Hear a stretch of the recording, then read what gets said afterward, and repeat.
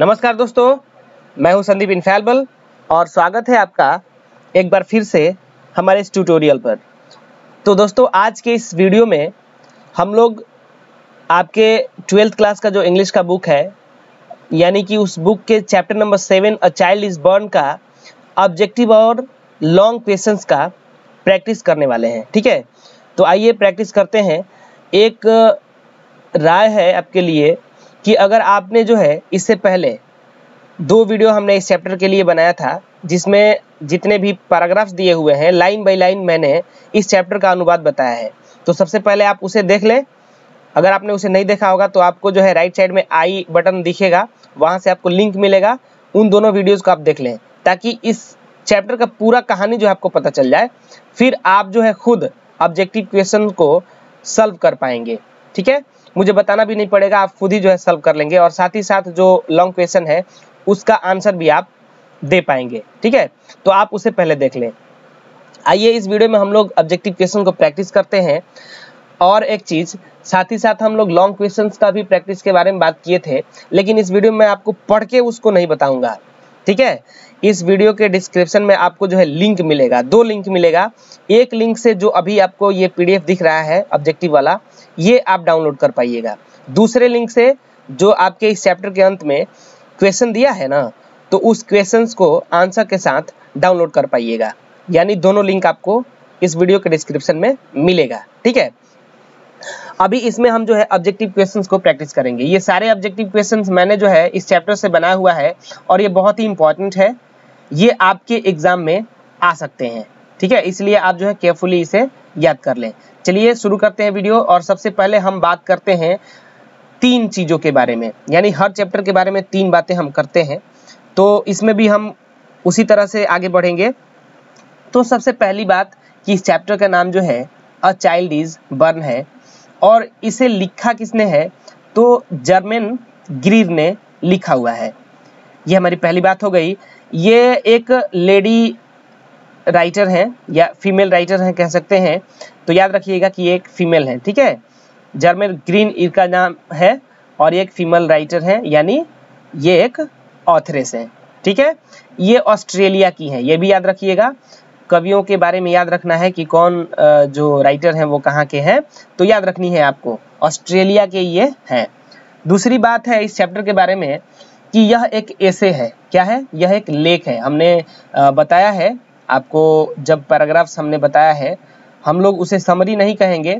जो पिछला वीडियो हमने बनाया उसे समरी हम इसलिए नहीं कहेंगे क्योंकि हमने पूरे लाइन बाय लाइन जो है अनुवाद बताया है, तो उसको हम समरी नहीं कहेंगे। ठीक है, तो यह एक ऐसे है। दूसरी बात हमने जाना।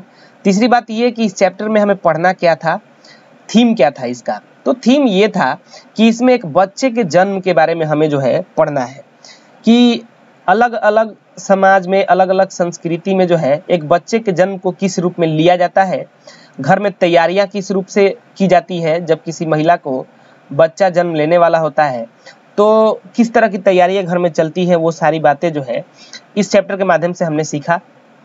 और भी बहुत सारी चीज़ें कि महिला को जो है कब ज़्यादा खुशी होती है, किन किन बातों का ध्यान रखना पड़ता है, किस किस तरह की सावधानियां बरतनी पड़ती है, बहुत सी मतलब हमने जो है चीज़ों के बारे में सीखा। बाकी जानकारी के लिए आप उसे देख लें, उन वीडियोस को। फिलहाल इसमें आइए ऑब्जेक्टिव क्वेश्चंस का प्रैक्टिस करते हैं।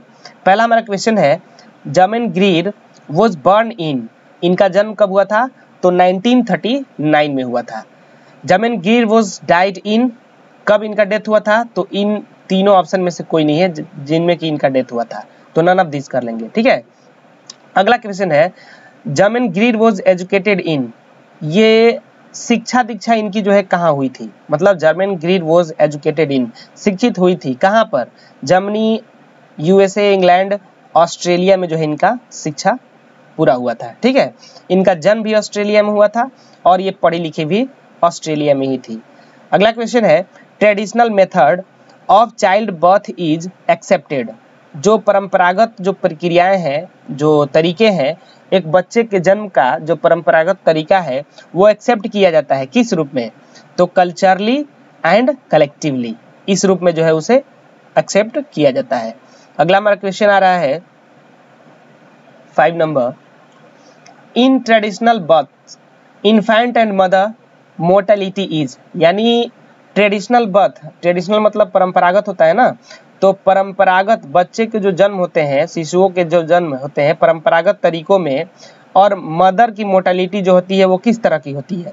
यानी क्वेश्चन का मतलब ये हुआ कि परंपरागत तरीके से जो बच्चे का जन्म होता है उसमें माता और जो बच्चे होते हैं उनकी मृत्यु किस रूप में होती है, क्या ज़्यादा होती है या कम होती है।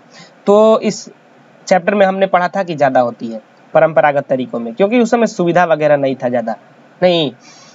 In traditional society a pregnant woman is primarily supported by, कहा जा रहा है कि परंपरागत समाज में एक प्रेग्नेंट वुमेन जो होती है सबसे पहले उसको जो है किसका सपोर्ट मिलता है, पूरे परिवार में क्या किसका मिलता है, तो किन्स फोल्क रिश्तेदार का, या और अदर सोसाइटी के मेंबरों का, या फिर हस्बैंड का। तो सबसे पहला जो है उसको प्यार जिसका मिलता है वो होता है husband.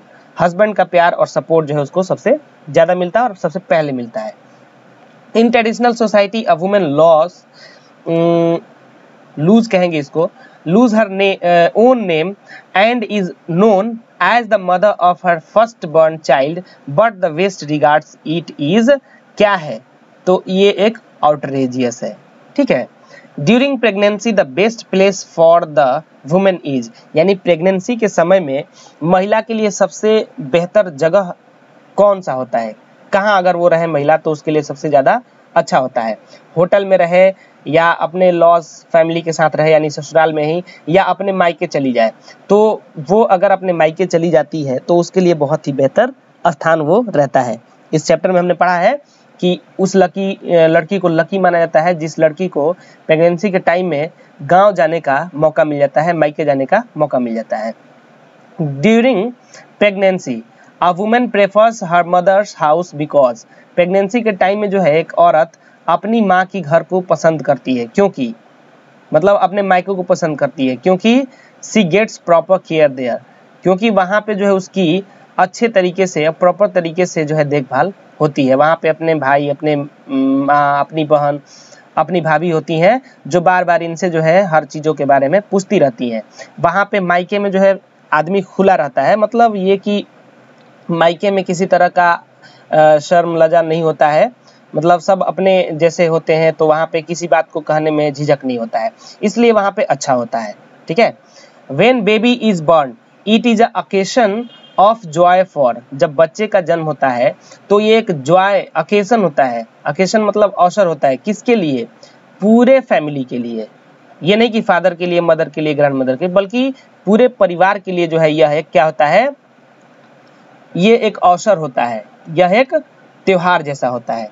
The naming ceremony is, जो नेमिंग सेरेमनी होता है वो कैसा होता है, बैड होता है, स्ट्रेंज होता है, या फिर लवली होता है। तो जो नेमिंग सेरेमनी होता है वो सुंदर होता है, क्योंकि उस दिन महिलाएं जो हैं देर रात तक संगीत गाती हैं, बहुत महिलाएं पान खा के भी आती हैं, बहुत मस्ती होता है, डांस होता है, तो इसलिए बहुत ही सुंदर होता है। The naming ceremony is held when the baby is, naming ceremony कब होता है, नेमिंग सेरेमनी का मतलब समझ रहे हैं ना, नामकरण, नाम रखना।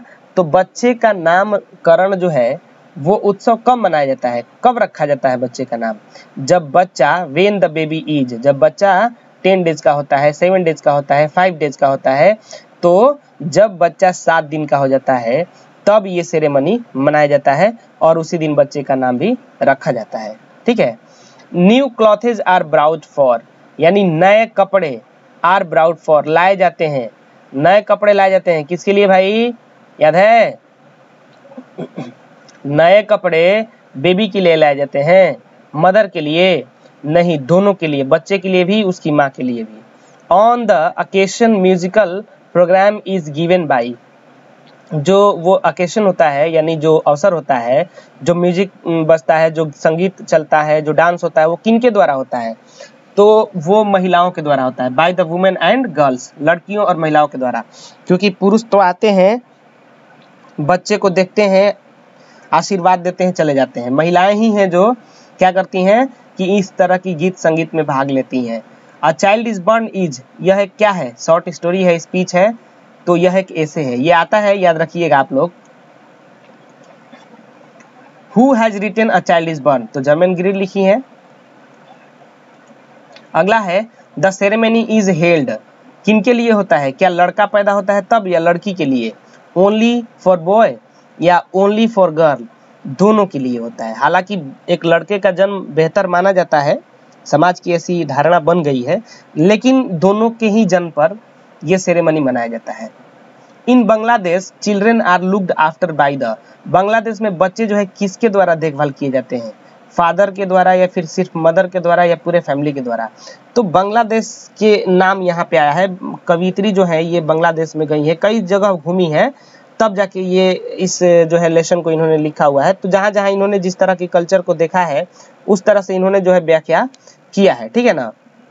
तो ये बताती हैं कि बांग्लादेश में जो है बच्चों की देखभाल पूरे परिवार वालों के द्वारा की जाती है। कोई महिला जो है बच्चों को ले जाती है तालाब पे, सबको एक साथ नहलाती है। तो इस तरह की बहुत सारी बातें आई थी चैप्टर में जो हमने पढ़ा था, ठीक है। तो ये था हमारा टोटल 18 जो है ऑब्जेक्टिव क्वेश्चन इस चैप्टर से जो मैंने आपके लिए लाया हुआ था। ये सभी के सभी इंपॉर्टेंट है, आप इन्हें अच्छे तरीके से याद कर लीजिएगा ताकि आपको जो है एग्जाम में किसी तरह का दिक्कत ना हो, आसानी से आप इसे सॉल्व कर पाएं, ठीक है। तो इस वीडियो में बस इतना ही। आप जो है इस वीडियो को मतलब इस ऑब्जेक्टिव क्वेश्चन को साथ ही लॉन्ग क्वेश्चंस को भी आसानी से डाउनलोड कर पाएंगे। डिस्क्रिप्शन में आपको उसका लिंक मिलेगा, वहां से इसे डाउनलोड कर सकते हैं। और एक रिक्वेस्ट भी है, अगर आप हमारे इस चैनल पर नए हैं तो चैनल को सब्सक्राइब कर लें और साथ ही साथ इसे शेयर भी करें अपने दोस्तों के साथ, ताकि वो भी जो है इस टाइम में घर बैठे ही आराम से जो है अपने परीक्षा की तैयारी कर सकें। ओके, मिलते हैं नेक्स्ट वीडियो में। Till then bye.